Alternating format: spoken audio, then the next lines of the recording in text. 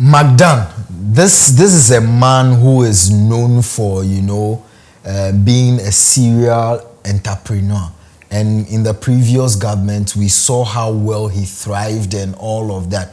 And it looks as if in this government, first off, it was his issue with Ramondacha that actually brought a lot of brouhaha and all of that. And it became more visible in this government when Ramondacha was appointed the Yoko executive director.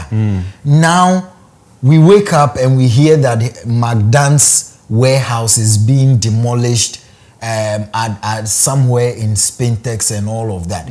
And this is coming at a time where we are saying that we are resetting Ghana, and as part of the reset, of course, we know that we are also looking for our billionaires, our millionaires, and all of that.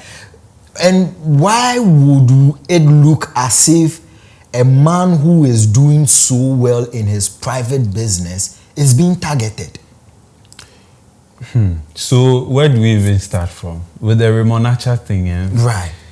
That is why we keep saying that power, they say, is very transient. Like, power is transient. That's the thing. First off, let's start with the relationship between Mdan and Ramondacha. Right. We all know what happened to Ramondacha at the trade fair place and his printing business. We begged the trade fair authorities literally to spare the man, because we all know this trade fair redevelopment thing has been in the works for a long time and it wasn't happening. All of a sudden, we woke up one morning and everything there was coming down. The Fantasy Dome, when we know we don't even have enough conference centers or halls to host our events, we brought everything down. Guess what? Nothing is happening. Oh, Ghana. Nothing is happening here to warrant that the existing ones will go down. But we said we were going to do. It's always we will. So there's always been that bad blood. And when our president, John Dramani Mahama, came into office, we've seen videos of Ramondacha granting interviews to say that if they don't do what the MPP did to them, they will never learn. So it's like revenge, right? You see, so that is where I have the issue with, because and you've always said this on this show, that if it was bad yesterday, then it is bad today too. And especially where we are creating an environment where it should be conducive for investors. I mean, it is very important that we don't paint a picture where we make investors feel like, okay, if this party is in power, then my businesses are not safe. I mean, we have to move the conversation to the point where, irrespective of which government is in power, businesses should be protected, especially coming from this side of the world where we don't even have a lot of entrepreneurs. We don't even have a lot of people who are providing jobs and all of that. So the little we have, it is very important that we protect them and not weaponize state institutions. But it brings to the fore how the military went about the demolition. Well, it is true that yes, it is based on national security intel they are acting upon. But does it warrant the beating and attack of ordinary citizen and a journalist who is trying to do his work? Welcome to my beloved country, Nyamebeche Republic. We don't take anything serious in this country. See, I keep telling you, this current government, the John Dramani Mahama-led government, his legacy term is a new book. It's like a white shirt. Things like this, army people, national security people beating a civilian for no offense. Because from the video we saw, well, we didn't hear what he was telling the journalist, but it shouldn't warrant you assaulting somebody and assaulting even the journalist. To what end? I keep saying it's a white shirt. Every incident is staining that white shirt. And you see, we are just 7 months into this new government. And we are recording all the incidents. When it is time for us to go back and vote, these are some of the things people will fall back on. And it will go against your government and whoever is taking over from this current president. it is condemnable. I think it's one of Ghanaians, the politicians, right? Yeah. One of the favorite politicians, political lingo. Condemnable. That's all. Then we leave it at that. But what was it like? What did that guy say that was so provocative to the point where you had to use something that looked like a... But literally lashing the guy. Someone too would ask that at a time when they are carrying out a demolition exercise, what are you doing there? What is your business there as an ordinary citizen? Is there a security zone? One, where he was standing, if they demolish the building, would it kill him? Even in war zones where people are shooting live bullets, I have Christine Amanpo in the middle of a war reporting. What haven't we seen before? Maybe what they are doing is wrong. So they didn't want people to be aware of what they are doing. Maybe. Because we all know that this Mdan there, people have really in Ghanaian parlance. So,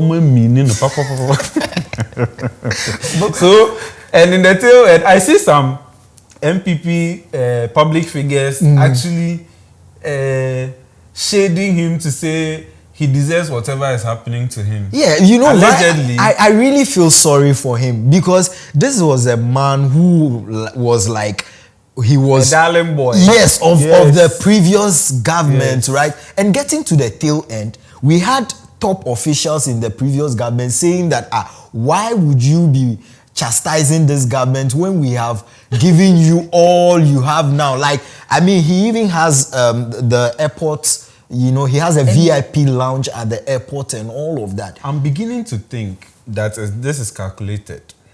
I'm beginning to think. How if you watch Ramondacha's interview at Radio Good, there's a video going around after the demolition news came up again. You will see that it started with his debts with the Ghana Airport Company Limited. Yes. I don't know. I think it's a ploy to take it back because what he's using is for government of Ghana. And so if you can't pay, I'm sure they will change the terms such that he can't meet it. And before you know it, they've taken it. Now they've demolished his warehouse. What's next?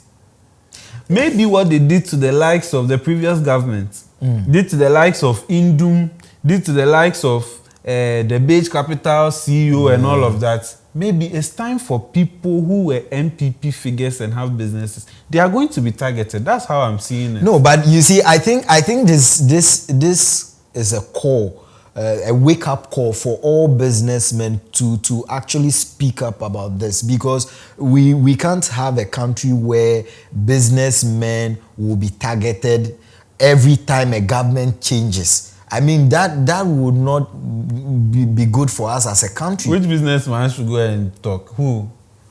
You are not afraid, eh? So no businessman will talk because maybe they suffered under the previous government, and right now they are like, do it, more. But you know, two wrongs don't make a right. But this is what we want to do. So maybe they are enjoying it. They should keep doing it until it affects you. You won't see how bad this thing is. And I don't want to blame this current government plenty, because some people have also endured very terrible conditions under the previous. We were shouting on top of our voices that don't do certain things. They still went ahead. See, you bringing down that Ramondacha business, it was millions of dollars. You just wasted it. People, employment was so that is why it is very important we move away from that, where even yes, if there is a beef or there's tension between Ramondacha and Mdan, I think it shouldn't move to the extent where we'll start weaponizing state agencies and institutions. So then you have that in the name of national security, we are demolishing somebody's warehouse. Or in the name of national security, we are stopping someone's businesses. Our problem is due process. Then do the right thing. Do the right thing so that when another government comes and they touch you, you are going to court straight. Right. The law is the law. Right. Do the right thing. Did you acquire some of these things legitimately under the previous government or not? Because they just can't wake up and say they are going to demolish it, knowing that there won't be consequences. Yeah. Could it be that you just got it because you were closer to Akufo-Addo's government? You and I know that the salt mining he's doing at the Adana area is controversial. Like everything about. Are they going to target it next? No, I mean that would. I mean, look. Well, that would be subject to whether or not he took the right part in acquiring it, because we know that the indigenes there's been a lot of issues. Like people have even lost their lives just by protesting. I read a story about a woman who was moved out naked just because they wanted to move them out from the controversies all over. But on a brighter note, I like government's response to the military brutality, where they are saying they've taxed the Ghana Armed Forces to deal with such military men. Don't you think it boosts public's confidence? No, that no. Country of press releases.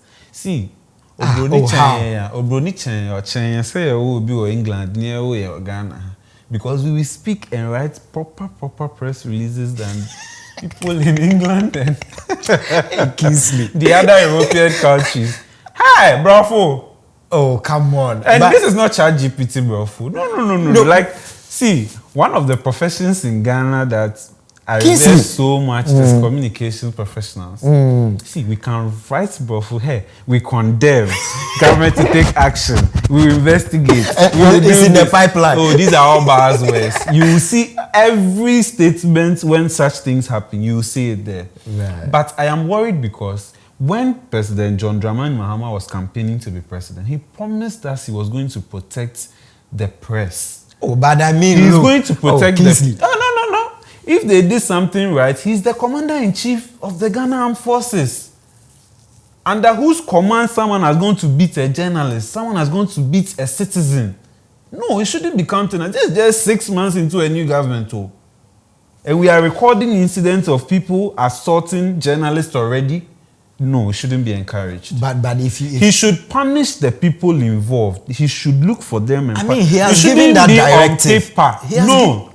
No. Wow. He should punish them. We should see that they are being punished. I like how right now, the governance level, the bar, we have raised it so high that we would not take it.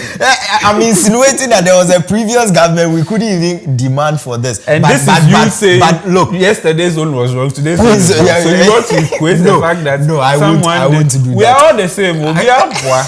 But be honest, if you look at this man's demeanor and posture when it comes to journalists and freedom of speech, I mean, this man has always made the point that, look, freedom of speech is a cornerstone in our democracy. What is a verb? So now let me put you on the spot. So what is called? What is a verb? No, wait. So what? We are in an English class now. Yes, Massa, show working. We want to see the action. We want to see the action. Wow. Telling me that you love your neighbor and any slight opportunity you get, you want to hurt that neighbor. You are not what you say you are. This is a classic example. Since he became president, this is the first time I have seen a journalist being assaulted in this manner. Let's see what he does with this. If he says he's a no-nonsense president and he wants to leave a good legacy, let us see it in this action so that it will deter people. Mind you, there's Ablekuma not happened. Yeah. We still don't know where investigations has gotten to. So nobody is talking about it anymore. There's a Tiwa in the offing. What are we doing? The IGP too, he should wake up. Why? Forget the military and what happened yesterday with McDan, but the IGP, there's this general insecurity happening and we are not hearing anything from the police headquarters. The IGP should be talking to us by this time, because we are digging our own grave gradually, because people think they will do things and nobody will get punished. That's what I'm beginning to think. The military people who assaulted the journalist and the citizen, if we punish them the way we are supposed to, it will serve as a deterrent for the others. Because if we don't do that, before you know it, a policeman or soldier will just see you and slap you just because you are not wearing his favorite color. No, and nobody will do anything to that This is not a banana republic. But it's happening. What did the citizen do for him to deserve that beating? Well, you know, I totally... And what they forget is that you are in uniform. At some point in your life, you will retire. And when you become citizens, that's when you look back and you see some of the nonsense you encouraged when you were in uniform. You know, I totally agree with you. I mean, even people like Bakavomawo has said that the security and national security operatives are the one who would send this government into opposition if they don't take action. So yes, Mr. President, if you're listening, I think, yes, call your people to order. I mean, we are not in a banana republic, and this whole insecurity happening in Ghana, please, IGP, we are calling upon you to make sure every Ghanaian is safe. Until we come your way next time, make sure you're a great citizen. We are.